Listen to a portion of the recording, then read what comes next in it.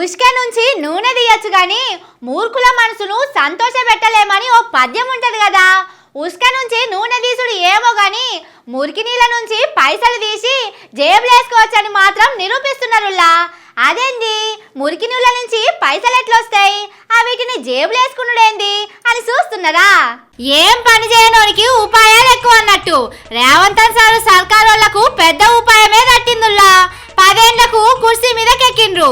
10 ఏళ్ల ఫాయిదా తీయాలనుకున్నారో ఏందో గాని పెద్ద పద్దుకే సూటు పెట్టినట్టు కొడుతున్నది. అసలు ముచ్చటేందో సమజైతలేదా? ఇగో రేవంత్ సార్ నోటితోనే చెప్పిస్తా చూడుండ్రి. మీ మూసీ ప్రాజెక్టు పూర్తి చేసే బాధ్యత 50,000 కోట్లతోటి మూసీ ప్రక్షాళన చేసి నల్గొండ జిల్లాకు కాలుష్యం నుంచి విముక్తి కలిగించే బాధ్యత నాది.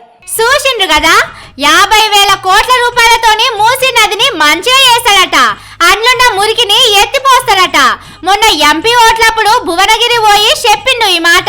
సారు అన్నాడంటే తప్పకుండా వేస్తాడాయే. ఇవాళనో రేపో పైసలు ఇస్తాడు కావచ్చునని భువనగిరోళ్ళు ఆశతోని చూస్తున్నారు. కానీ ఇదే టైంలో జూపల్లి సారు ఇంకో ముచ్చట చెప్పిండు. Flagship programs of Musi river front with a project cost of rupees 70,000 crores.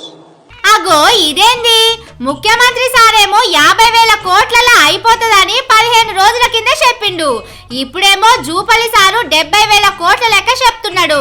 10 రోజులు తిరగక ముందే 20,000 కోట్లు ఎట్లా పెరిగిందో సమజైతలేదు.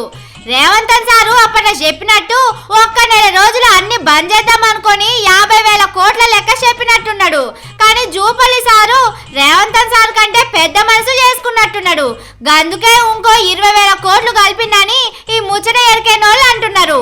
ఇంకో 4 వద్దులు పోతే 1,00,000 కోట్లు 2 లక్షల కోట్లు పట్టుకపోతారు కావచ్చునని మాట్లాడుకుంటున్నారు.